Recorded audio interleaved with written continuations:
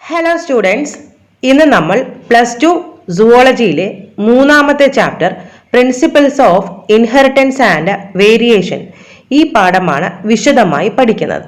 നമുക്കറിയാം, കുഞ്ഞുങ്ങൾ മാതാപിതാക്കളുമായി സാദൃശ്യം പുലർത്തുന്നു. ഉദാഹരണം, കണ്ണുകളുടെ നിറം, മുടിയുടെ നിറം, ഹൈറ്റ്, വെയിറ്റ് എന്നിവയിൽ കുഞ്ഞുങ്ങൾ മാതാപിതാക്കളുമായി സാദൃശ്യം കാണിക്കുന്നു. ഇത് കാണിക്കുന്നത് കുഞ്ഞുങ്ങൾ മാതാപിതാക്കളുടെ സ്വഭാവ സവിശേഷതകൾ ഇൻഹെറിറ്റ് ചെയ്യുന്നു എന്നാണ്. അതായത് കുഞ്ഞുങ്ങൾ തമ്മിലും മാതാപിതാക്കൾ തമ്മിലുമുള്ള സാദൃശ്യത്തെ ഹെറിഡിറ്റി അഥവാ ഇൻഹെറിറ്റൻസ് എന്നാണ് പറയുന്നത്. വേരിയേഷൻ എന്നാലോ കുഞ്ഞുങ്ങൾ തമ്മിലും മാതാപിതാക്കളുമായുള്ള വ്യത്യാസമാണ് വേരിയേഷൻ. ഹെറിഡിറ്റിയെയും വേരിയേഷനെയും കുറിച്ചുള്ള സ്റ്റഡിയാണ് ജെനറ്റിക്സ്. എങ്ങനെയാണ് കുഞ്ഞുങ്ങൾ മാതാപിതാക്കളുടെ സ്വഭാവ സവിശേഷതകൾ ഇൻഹെറിറ്റ് ചെയ്യുന്നത്? എന്താണ് ഈ ഇൻഹെറിറ്റൻസിന്റെ പാറ്റേൺ? ക്രോമസോമുകളും ജീനുകളും കണ്ടുപിടിക്കുന്നത് വരെ ഇതൊരു സമസ്യ തന്നെയായിരുന്നു. ഇതിനുള്ള ഒരു ഉത്തരം നൽകിയത് ഗ്രിഗർ ജോഹാൻ മെൻഡലാണ് 1860. അദ്ദേഹം പറഞ്ഞു, പേരൻസിൽ നിന്നും ഹെറിറ്റബിൾ ഫാക്ടേഴ്സ് കുഞ്ഞുങ്ങളിലേക്ക് പോകുന്നുണ്ട്. നമുക്കറിയാം, ഈ ഹെറിറ്റബിൾ ഫാക്ടേഴ്സ് ഇപ്പോൾ ജീനുകൾ എന്നാണ് അറിയപ്പെടുന്നത്. മെൻഡൽ തന്റെ പരീക്ഷണ വസ്തുവായി തിരഞ്ഞെടുത്തത് ഗാർഡൻ പീ അഥവാ പയറ് ചെടിയാണ്. പിസം സറ്റൈവം എന്നാണ് പയറ് ചെടിയുടെ സയന്റിഫിക് നെയിം. എന്തുകൊണ്ട് അദ്ദേഹം പയറ് ചെടിയെ തിരഞ്ഞെടുത്തു? കാരണങ്ങൾ നോക്കാം. 1, ചെറുതും വളർത്താൻ എളുപ്പവുമാണ്. 2, ഇവ വളരാൻ വളരെ കുറച്ച് സമയം മതി. 3, പെട്ടെന്ന് വളരുകയും കൂടുതൽ ഓസ്പ്രിങ്സ് അഥവാ തൈച്ചെടികൾ ഉണ്ടാവുകയും ചെയ്യുന്നു. 4, പല വെറൈറ്റികളുണ്ട്, ഓരോന്നിനും സവിശേഷ ഗുണങ്ങളുണ്ട്. ഏറ്റവും പ്രധാനം, കൺട്രോൾഡ് ക്രോസ് ബ്രീഡിംഗ് എക്സ്പെരിമെന്റ്സ് അദ്ദേഹത്തിന് നടത്താൻ പറ്റി. പയറുചെടികൾ ഏറ്റവും അനുയോജ്യമാണ് ക്രോസ് ബ്രീഡിംഗ് നടത്താനായി. പയറുചെടിയുടെ പൂവിന്റെ ഘടന ക്രോസ് ബ്രീഡിംഗ് നടത്താൻ അനുയോജ്യമാണ്. Let us understand this. ഇത് പയറുചെടിയുടെ പൂവാണ്. ഫ്ലവറിൽ മെയിൽ പാർട്ടും ഫീമെയിൽ പാർട്ടും ഉണ്ട്. That is the stamen and pistil. സ്റ്റേമനിൽ പോളൻ ഉണ്ട്. That is the male gamete. പിസ്റ്റിലിൽ ഓവ്യൂളുകളുണ്ട്. That is the female gamete. Normally പയറുചെടികളിൽ സെൽഫ് ഫെർട്ടിലൈസേഷൻ ആണ് നടക്കുന്നത്. അതായത് ഒരു ചെടിയുടെ പരാഗരേണുക്കൾ അഥവാ സ്റ്റേമൻസ് അതിനെ തന്നെ ഫെർട്ടിലൈസേഷൻ നടത്തുന്നതാണ് സെൽഫ് ഫെർട്ടിലൈസേഷൻ. എന്നാൽ ഒരു പൂവിലെ പോളൻ മറ്റൊരു വ്യത്യസ്ത ചെടിയിൽ ഫെർട്ടിലൈസേഷൻ നടത്തുന്നതാണ് cross fertilisation. Mendel cross fertilisation എക്സ്പെരിമെന്റുകളാണ് പയറുചെടിയിൽ നടത്തിയത്. ആദ്യം മെൻഡൽ ഒരു പയറുചെടിയിൽ നിന്ന് മെയിൽ ഓർഗൻ അതായത് സ്റ്റേമൻ റിമൂവ് ചെയ്തു. ആ ചെടിയിൽ സെൽഫ് ഫെർട്ടിലൈസേഷൻ പ്രിവെന്റ് ചെയ്യാനായി അദ്ദേഹം പൂവിനെ കവർ ചെയ്തു. Thus he was able to prevent self fertilization in that plant. അതിനുശേഷം മറ്റൊരു വ്യത്യസ്ത വെറൈറ്റിയിൽപ്പെട്ട പയറുചെടിയിൽ നിന്ന് പോളൻ ഈ ചെടിയിലേക്ക് ട്രാൻസ്ഫർ ചെയ്തു. ഇപ്രകാരം പലതരം ചെടികളെ ക്രോസ് ഫെർട്ടിലൈസ് ചെയ്തതിൽ നിന്നും മെൻഡൽ റിസൾട്ട് അനലൈസ് ചെയ്തു. മെൻഡൽ തന്റെ പരീക്ഷണങ്ങൾക്ക് ഉപയോഗിച്ച പയറുചെടികൾ ട്രൂ ബ്രീഡിംഗ് അഥവാ പ്യുവർ ലൈൻസ് അഥവാ ശുദ്ധത സസ്യങ്ങളായിരുന്നു. What is meant by the term pure breeding? എന്താണ് പ്യുവർ ബ്രീഡിംഗ് അഥവാ പ്യുവർ ലൈൻസ് എന്ന് നോക്കാം. Suppose this is a pea plant producing purple flower. Self fertilisation നടത്തുകയാണെങ്കിൽ അടുത്ത തലമുറയിലും പർപ്പിൾ ഫ്ലവറിലുള്ള പൂക്കളുള്ള സസ്യങ്ങളായിരിക്കും ഈ പയറുചെടി ഉണ്ടാക്കുന്നത്. ഇവയാണ് പ്യുവർ ബ്രീഡിംഗ് എന്ന് പറയുന്നത്. അതായത് സെൽഫ് ഫെർട്ടിലൈസേഷൻ നടത്തുമ്പോൾ ഓസ്പ്രിങ്സ് അഥവാ തൈച്ചെടികളുടെ സ്വഭാവ സവിശേഷത അഥവാ ട്രെയ്റ്റ്സ് അവയുടെ പേരൻസുമായി സമമാണെങ്കിൽ ഇത്തരം പ്ലാന്റ്സിനെ ട്രൂ ബ്രീഡിംഗ് അഥവാ പ്യുവർ ലൈൻസ് എന്ന് വിളിക്കുന്നു. Now let us study the difference between the terms character and trait. ഈ ചാപ്റ്ററിൽ പലയിടത്തും ക്യാരക്ടർ, ട്രെയ്റ്റ് എന്നീ വാക്കുകൾ കാണാം. Character refers to observable heritable feature. അതായത് അടുത്ത തലമുറയിലേക്ക് പോകുന്ന കാണത്തക്ക ഘടകമാണ് character. For example, flower colour ഒരു ക്യാരക്ടറാണ്. ക്യാരക്ടറിന്റെ വേരിയേഷൻ ആണ് trait. For example, flower colour എന്ന ക്യാരക്ടറിന്റെ വേരിയൻസ് ആണ് പർപ്പിൾ കളർ, വൈറ്റ് കളർ എന്നിവ. മെൻഡൽ 7 വ്യത്യസ്ത ക്യാരക്ടേഴ്സ് ആണ് പഠിച്ചത്. ഓരോന്നിനും 2 ഡിസ്റ്റിങ്ക്യൂഷബിൾ ട്രെയ്റ്റുകൾ ഉണ്ടായിരുന്നു.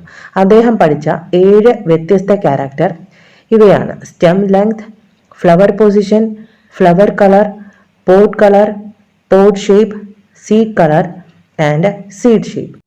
അദ്ദേഹം പഠിച്ച 7 വ്യത്യസ്ത സ്വഭാവങ്ങളുടെ 2 ഡിസ്റ്റിങ്ക്വിഷബിൾ ട്രേറ്റുകൾ നോക്കാം. സ്റ്റെം ലെങ്തിൻ്റെത് tall dwarf, flower position, axial terminal, flower colour, purple white, pod colour, green yellow, pod shape, inflated constricted, seed colour, yellow green and seed ഷേപ്പിന്റെ 2 വ്യത്യസ്ത ട്രേറ്റുകളാണ് round and wrinkled. Mendel true breeding ആയുള്ള വ്യത്യസ്ത variety പ്ലാന്റുകളിൽ cross breeding നടത്തി. ഉദാഹരണം, purple കളറുള്ള പൂക്കളുള്ള ചെടികളെ white flowers ഉള്ള ചെടികളുമായി ക്രോസ് ഫെർട്ടിലൈസേഷൻ നടത്തി. 2 വ്യത്യസ്ത വെറൈറ്റിയിലുള്ള ചെടികളെ ക്രോസ് ഫെർട്ടിലൈസേഷൻ നടത്തി ഉണ്ടാക്കുന്ന ഓസ്പ്രിങ്സുകളെ ഹൈബ്രിഡ് എന്ന് വിളിക്കുന്നു. നൗ ട്രൂ ബ്രീഡിംഗ് മാതൃസസ്യങ്ങളെ പേരന്റൽ ജനറേഷൻ അഥവാ പി ജനറേഷൻ എന്നാണ് വിളിക്കുന്നത്. P stands for parental generation അഥവാ മാതൃസസ്യങ്ങൾ. ഇതിൽ പോളൻ നൽകുന്ന പ്ലാന്റ് ആണ് മെയിൽ പ്ലാന്റ്. പോളൻ റിസീവ് ചെയ്യുന്ന പ്ലാന്റ് ആണ് ഫീമെയിൽ പ്ലാന്റ്. ഈ ക്രോസിന്റെ ഫലമായി ഉണ്ടാകുന്ന ഹൈബ്രിഡ് തലമുറയെ F1 ജനറേഷൻ അഥവാ ഫസ്റ്റ് ഫീലിയാൽ ജനറേഷൻ എന്ന് പറയുന്നു. 1ാം തലമുറ സസ്യങ്ങളെ ഫസ്റ്റ് ഫീലിയാൽ ജനറേഷൻ എന്നാണ് വിളിക്കുന്നത്. ലാറ്റിനിൽ ഫീലിയാലിസ് എന്നാൽ സൺ അഥവാ ഡോട്ടർ എന്നാണ് അർത്ഥം. പേരന്റൽ ജനറേഷന്റെ അടുത്ത തലമുറയാണ് F1 ജനറേഷൻ. F1 ജനറേഷനിലെ ചെടികളെ പരസ്പരം സെൽഫ് ഫെർട്ടിലൈസേഷൻ ചെയ്യിക്കുമ്പോൾ അവയുടെ ഓസ്പ്രിങ്സിനെ, അതായത് അടുത്ത തലമുറയെ സെക്കൻഡ് ഫീലിയാൽ ജനറേഷൻ അഥവാ F2 ജനറേഷൻ എന്ന് വിളിക്കുന്നു.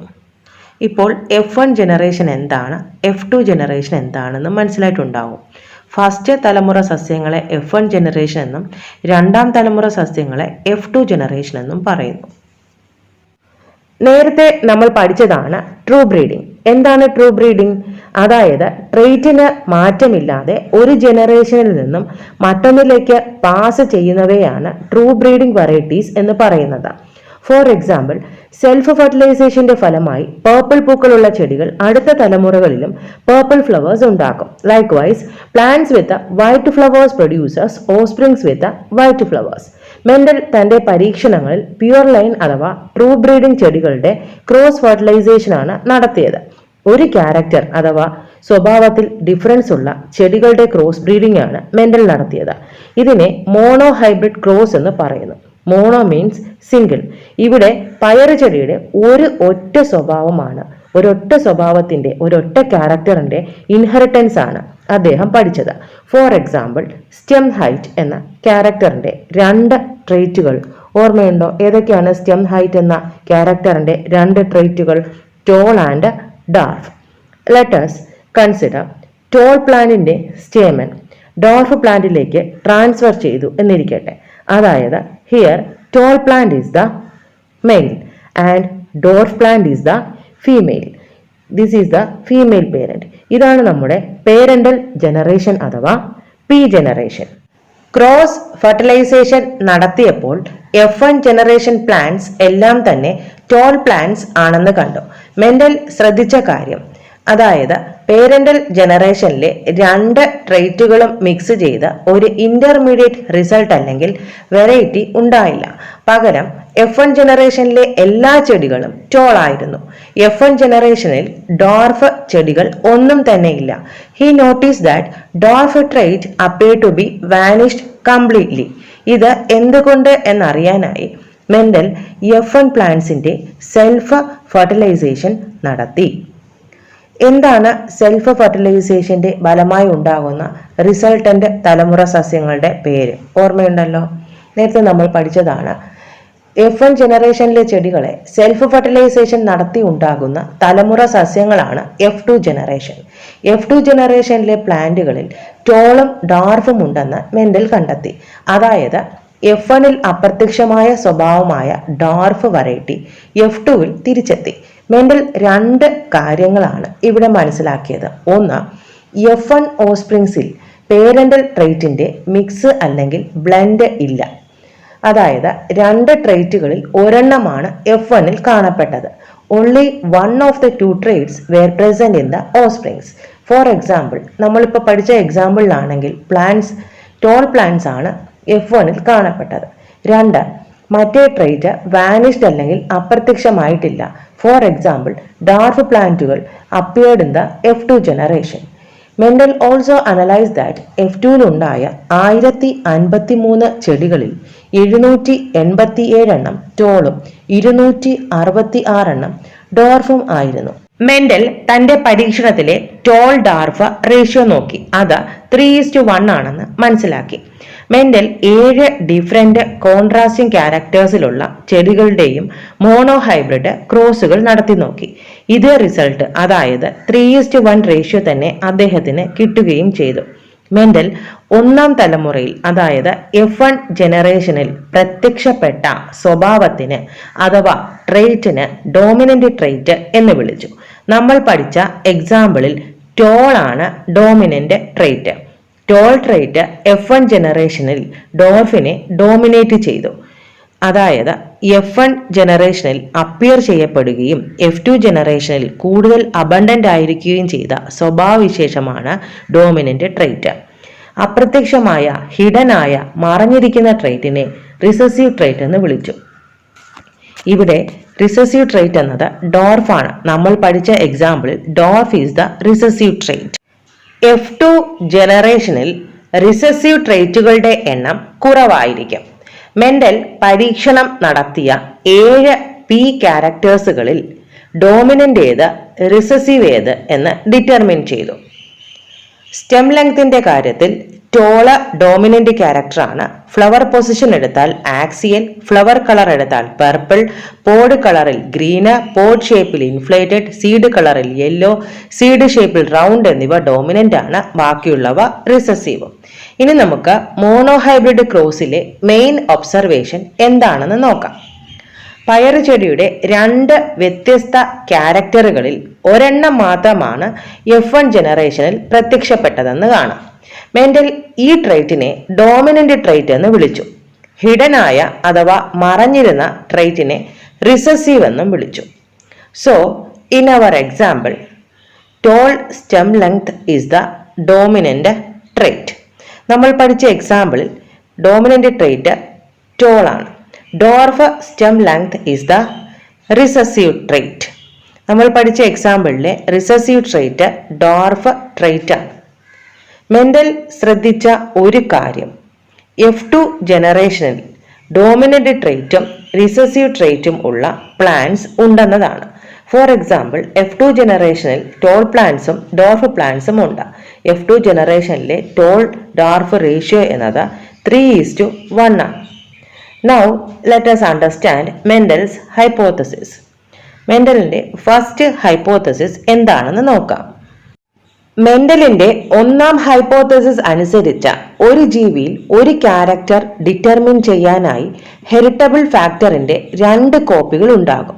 ഇന്ന് നമുക്ക് ഹെറിറ്റബിൾ ഫാക്ടർ എന്നത് ജീനുകളാണെന്നറിയാം. According to Mendel, each character is determined by a pair of factors. ഒരു ക്യാരക്ടർ ഡിറ്റർമിൻ ചെയ്യാനായി ഹെറിറ്റബിൾ ഫാക്ടറിന്റെ 2 കോപ്പികൾ ഉണ്ടാകും. ഒരു ഫാക്ടർ അഥവാ ജീൻ അമ്മയിൽ നിന്നും മെറ്റേണൽ പേരന്റിൽ നിന്നും ലഭിച്ചത്, അടുത്ത ഫാക്ടർ അഥവാ ജീൻ അച്ഛനിൽ നിന്നും മെയിൽ പേരന്റിൽ നിന്നും ലഭിച്ചത്. ജീനുകൾക്ക് ഓൾട്ടർനേറ്റീവ് വേർഷൻസ് ഉണ്ട്. ഫോർ എക്സാമ്പിൾ സ്റ്റെം ലെങ്ത്തിന്റെ ജീനിന് 2 വേർഷൻസ് ഉണ്ട്. One responsible for tall trait and another responsible for dwarf trait.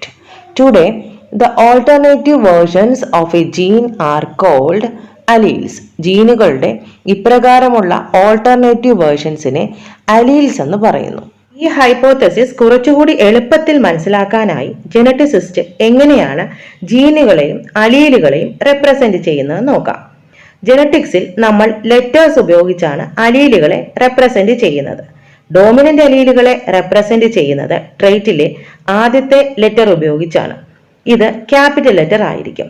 Four example പയറുചെടിയിൽ ടോൾ സ്റ്റെം ലെങ്ത് ആണല്ലോ ഡോമിനന്റ് ട്രെയ്റ്റ്.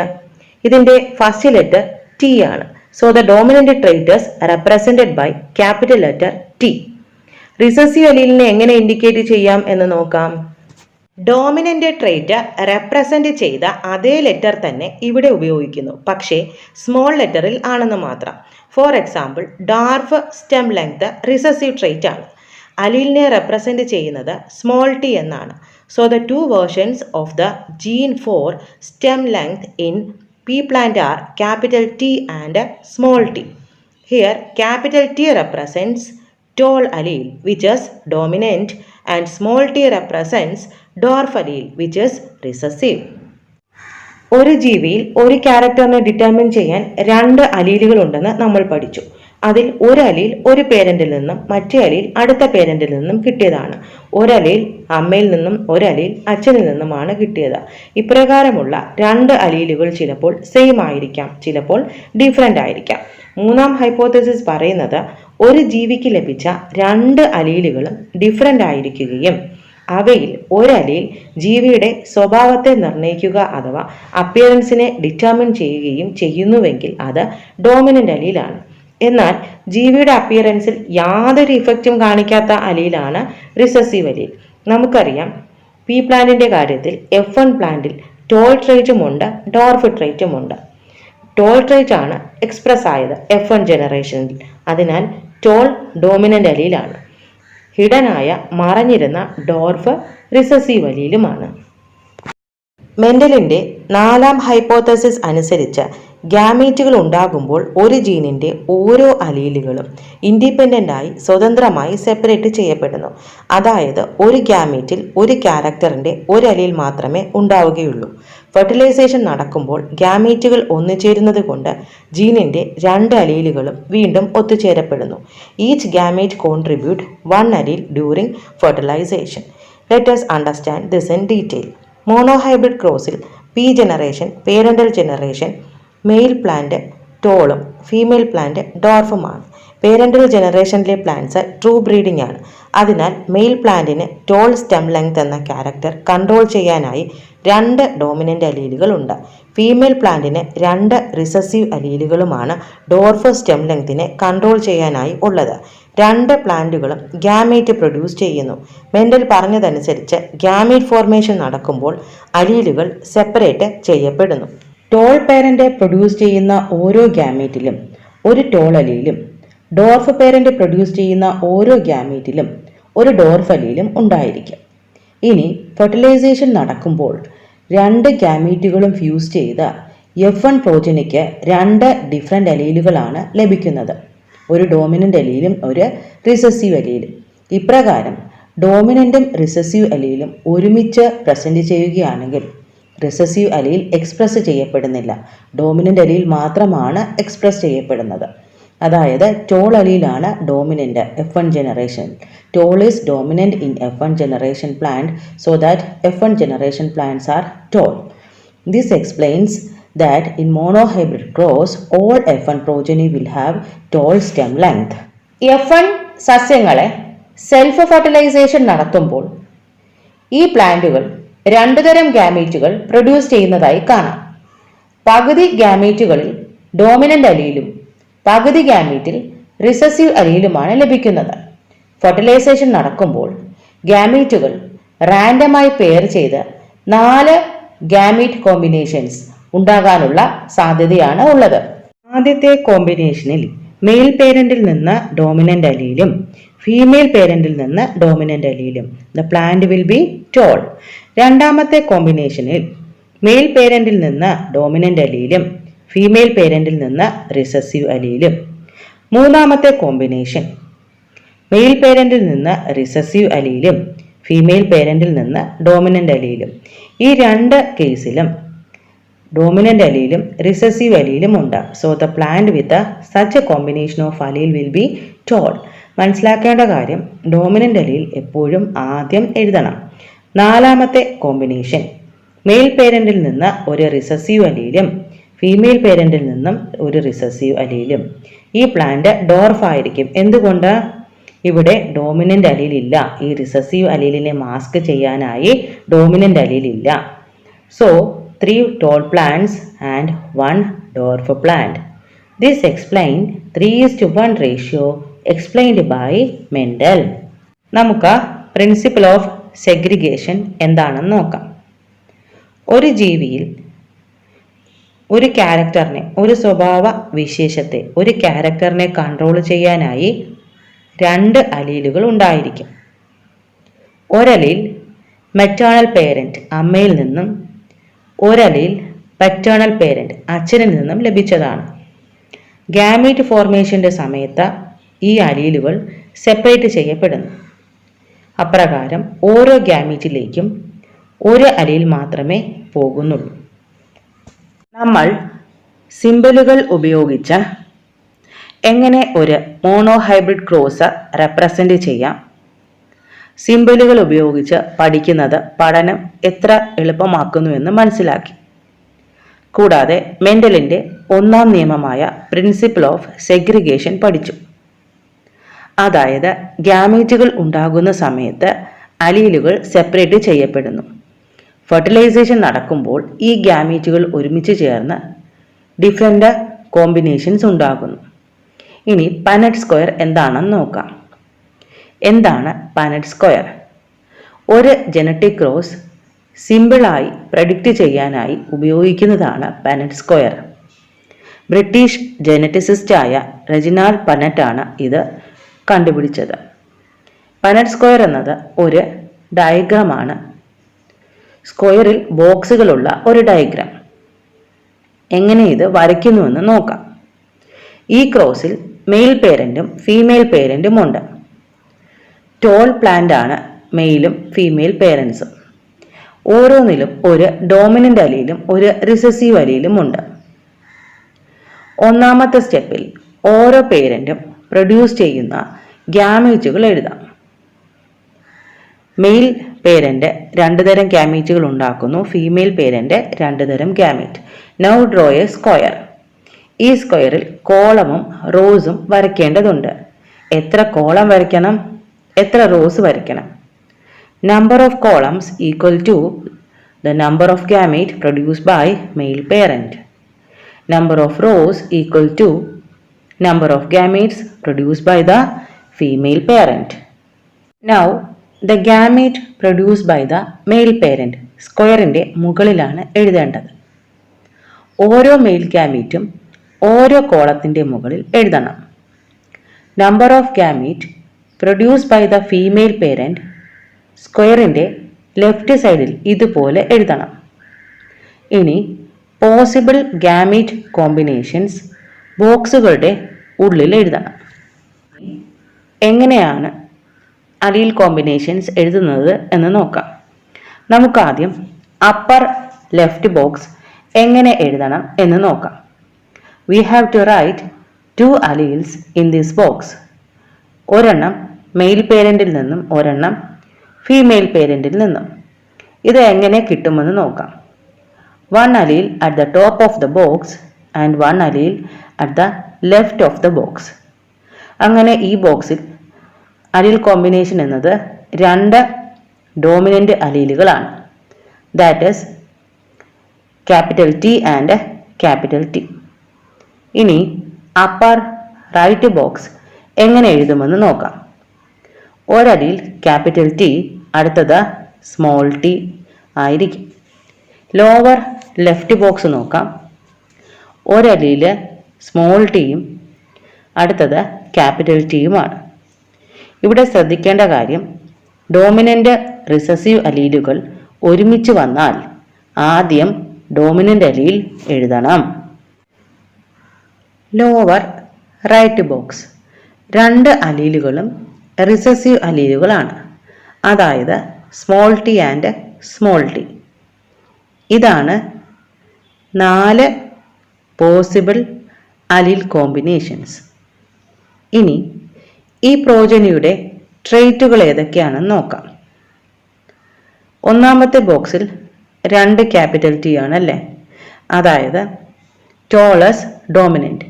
2 ടോൾ അലീലുകൾ ഒരുമിച്ച് വന്നാൽ the plant will be tall. ഇനി ഒരു ഡോമിനന്റും റിസസീവും ഒരുമിച്ച് വന്നാലോ പ്ലാന്റ് ടോൾ ആയിരിക്കും. കാരണം tall dominant allele dwarf recessive അലീലിനെ മാസ്ക് ചെയ്യുന്നു. ഇനി രണ്ട് റിസസീവ് അലീലുകൾ ഒരുമിച്ച് വന്നാലോ? മാസ്ക് ചെയ്യാൻ ഡോമിനന്റ് അലീൽ ഇല്ലാത്തത് കൊണ്ട് പ്ലാന്റ് വിൽ ബി റിസസീവ്. ഈ ക്രോസിൽ 3 ടോൾ പ്ലാന്റും 1 ഡോർഫ് പ്ലാന്റും ലഭിക്കുന്നു. ഇനി നമുക്ക് മെൻഡീലിയൻ ജെനറ്റിക്സിന്റെ അടിസ്ഥാനത്തിൽ ജീനുകൾ, അലീലുകൾ, ഡോമിനന്റ് അലീൽ എന്താണ്, റിസസീവ് അലീൽ എന്താണ് നമ്മൾ പഠിച്ചത് ഒന്നുകൂടി ഓർത്തു നോക്കാം. മെൻഡീലിയൻ ജെനറ്റിക്സിന്റെ അടിസ്ഥാനത്തിലാണ് ഈ ഡെഫിനിഷൻ. ജീനുകൾ എന്നത് ഒരു ക്യാരക്ടറിനെ കൺട്രോൾ ചെയ്യുന്ന ഇൻഹെറിറ്റ് ചെയ്യപ്പെട്ട ഫാക്ടറാണ്. ജീനുകൾക്ക് പല ഡിഫറെൻറ്റ് വേർഷൻസും ഉണ്ട്. ജീനുകളുടെ ആൾട്ടർനേറ്റീവ് വേർഷൻസ് ആണ് അലീലുകൾ. ഒരു ജീവിയിൽ ഒരു സ്വഭാവത്തെ നിർണ്ണയിക്കാൻ 2 അലീലുകൾ ഉണ്ടായിരിക്കും. ഈ 2 അലീലുകൾ സെയിം ആയിരിക്കാം, ഡിഫറെൻ്റ് ആയിരിക്കാം. When 2 alleles inherited by an individual are different, the allele that express itself is called dominant allele. ഇവിടെ എക്സ്പ്രസ് ചെയ്യപ്പെടുന്ന അലീലാണ് ഡോമിനന്റ് അലീൽ. എക്സ്പ്രസ് ചെയ്യപ്പെടാത്ത അലീലിനെ റിസസീവ് അലീൽ എന്നും പറയുന്നു. For example, these are the 2 alleles of a gene responsible for stem length in pea plant. Capital T represents allele for the tall trait and small t represents allele for the dwarf trait. So, when these 2 alleles are present together, the pea plant is tall. Capital T expresses itself, so it is the dominant allele for tall stem length in pea plant. Small t is the recessive allele for dwarf stem length. Dominant allele masks the effect of recessive allele when they come together. Now let us understand what is meant by the terms genotype and phenotype. മെൻഡലിന്റെ F2 പ്രോജനിയുടെ result ഓർമ്മയുണ്ടല്ലോ. F2 ജനറേഷനിൽ മെൻഡലിന് കിട്ടിയത് 3 tall plant is to 1 dwarf plant എന്ന ratio ആയിരുന്നു. F2 ജനറേഷനിൽ tall പ്ലാന്റുകളും ഡോർഫ് പ്ലാന്റുകളും ലഭിച്ചു. ടോൾ, ഡോർഫ് എന്നത് ഒബ്സർവബിൾ ക്യാരക്ടറിസ്റ്റിക്സ് ആണ്, അതായത് കാണത്തക്ക സ്വഭാവങ്ങളാണ്. ഇപ്രകാരം ഒരു ട്രേറ്റിന്റെ ഒബ്സർവബിൾ ക്യാരക്ടറിസ്റ്റിക്സ് ആണ് ഫിനോടൈപ്പ്. ഫിനോടൈപ്പ് എന്നത് ഫിസിക്കൽ ക്യാരക്ടറിസ്റ്റിക്സ് ആവാം. മോണോഹൈബ്രിഡ് ക്രോസിൽ ചെടിയുടെ ഫിസിക്കൽ അപ്പിയറൻസ്, അതായത് പീ പ്ലാന്റിന്റെ കാര്യത്തിൽ സ്റ്റെം ലെങ്ത്തിൽ ടോൾ, ഡോർഫ് എന്നിവ ഫീനോടൈപ്പ് ആണ്. F2 ജനറേഷനിൽ ഫീനോടൈപ്പ് ഡിറ്റർമിൻ ചെയ്ത അലീലുകൾ ഡിഫറെൻ്റ് ആണ്. നമുക്കറിയാം, we have 1 toll plant with 2 dominant alleles. അതുപോലെ 2 ടോൾ പ്ലാന്റ്സിന് 1 ഡോമിനൻ്റ് അലീലും 1 റിസസീവ് അലീലും ഉണ്ട്. ഒരു പ്ലാന്റിന് 2 റിസസീവ് അലീലാണ് ഉള്ളത്. So the actual അലീൽ present in an individual is it's genotype. Genotype എന്നാൽ ഒരു ഇൻഡിവിജ്വലിന് ഒരു പ്രത്യേക ട്രൈറ്റിനുള്ള ജനറ്റിക് കോൺസ്റ്റിറ്റ്യൂഷനാണ്. നമുക്ക് ഒരു പ്രത്യേക ക്യാരക്ടറിൻ്റെ ഡോമിനൻ്റ് റിസസീവ് അലീലുകൾ അറിയാമെങ്കിൽ ഫീനോടൈപ്പും ജീനോടൈപ്പും ഡിറ്റർമിൻ ചെയ്യാനാകും. ഫീനോടൈപ്പ് എന്നാൽ ഒബ്സർവബിൾ ട്രൈറ്റ് ആണ്, ഒബ്സർവബിൾ ക്യാരക്ടറിസ്റ്റിക് ആണ്. Organisms genetic makeup is it's genotype. Now genotype are of 2 types. Genotype can be of 2 types, homozygous and heterozygous. ഒരു ട്രേറ്റിനെ ഡിറ്റർമിൻ ചെയ്യുന്ന 2 അലീലുകളും സെയിം ആണെങ്കിൽ ഹോമോസൈഗസ് എന്ന് പറയാം. Homo means same. ഉദാഹരണമായി ഈ 2 ജീനോടൈപ്പുകളും ഹോമോസൈഗസ് ആണ്, കാരണം 2 അലീലുകളും ഐഡന്റിക്കൽ ആണ്. ആദ്യത്തേതിൽ 2 ഡോമിനന്റ് അലീലുകൾ ഒരുമിച്ച് കാണപ്പെടുന്നു. ഇത്തരം ജീനോടൈപ്പാണ് ഹോമോസൈഗസ് ഡോമിനന്റ്. 2 റിസസീവ് അലീലുകൾ ഒരുമിച്ച് കാണപ്പെട്ടാൽ ഇത്തരം ജീനോടൈപ്പിനെ ഹോമോസൈഗസ് റിസസീവ് എന്ന് പറയുന്നു. ഒരു ട്രേറ്റിനെ ഡിറ്റർമിൻ ചെയ്യുന്ന 2 അലീലുകളും ഡിഫറൻ്റ് ആണെങ്കിൽ ഹെറ്ററോസൈഗസ് എന്ന് പറയുന്നു. Hetero means different. ഇവിടെ ഒരു ഡോമിനൻ്റ് അലീലും ഒരു റിസസീവ് അലീലും ഒരുമിച്ച് കാണപ്പെടുന്നു. ഹോമോസൈഗസ് ജീനോടൈപ്പ് ഉള്ള ജീവികളാണ് ഹോമോസൈഗോട്ട്. ഉദാഹരണം, ഈ ടോൾ പ്ലാന്റ് ഹോമോസൈഗോട്ട് ആണ്. അതുപോലെ ഡോർഫ് പ്ലാന്റും ഹോമോസൈഗോട്ട് ആണ്. ഇവയിൽ അലീലുകളുടെ 2 കോപ്പിയും സെയിം ആണ്. ഹോമോസൈഗോട്ട് ട്രൂ ബ്രീഡിംഗ് ആയിരിക്കും. ഇവ ഒരുതരം ഗാമീറ്റുകൾ മാത്രമേ പ്രൊഡ്യൂസ് ചെയ്യുകയുള്ളൂ. Only 1 type of gametes are produced by homozygotes. Heterozygote ജീവികളിൽ ഹെറ്ററോസൈഗസ് ജീനോടൈപ്പാണ്. അതായത് ഒരു ജീനിൻ്റെ 2 അലീലുകളും ഡിഫറൻ്റ് ആയിരിക്കും. ഫോർ എക്സാമ്പിൾ, ഹെറ്ററോസൈഗോട്ടിൽ ഒരു ജീനിന് 2 ഡിഫറൻ്റ് അലീൽ ഉണ്ടായിരിക്കും. ഹെറ്ററോസൈഗോട്ടുകൾ ഉണ്ടാക്കുന്ന ഗാമീറ്റുകൾ ഡിഫറൻ്റ് ആയിരിക്കും, ഡിഫറൻ്റ് അലീലുകൾ ആയിരിക്കും. അടുത്തതായി ഫീനോടൈപ്പിക് ജീനോടൈപ്പിക് റേഷ്യോ എന്താണെന്ന് നോക്കാം. F2 ജനറേഷനിൽ ഫീനോടൈപ്പ് ലഭിച്ചത് 3 ടോൾ പ്ലാന്റുകളും 1 ഡോർഫ് പ്ലാന്റുകളുമാണ്. ഈ റേഷ്യോ ആണ് ഫീനോടൈപ്പിക് റേഷ്യോ. ജീനോടൈപ്പ് നോക്കാം.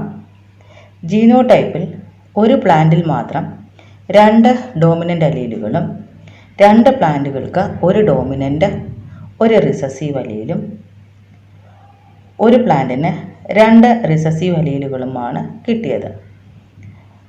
This ratio, that is 1:2:1.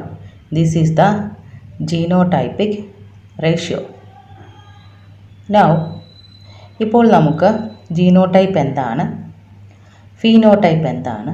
Genotype is the genetic makeup and phenotype is the observable characteristics. ഇവയുടെ റേഷ്യോ എന്താണ് എന്നുള്ള കാര്യം വ്യക്തമായി മനസ്സിലായല്ലോ. ക്ലാസ് നന്നായി മനസ്സിലായെന്ന് കരുതുന്നു. Okay, thank you. Thank you for watching this lecture video, Principles of Inheritance.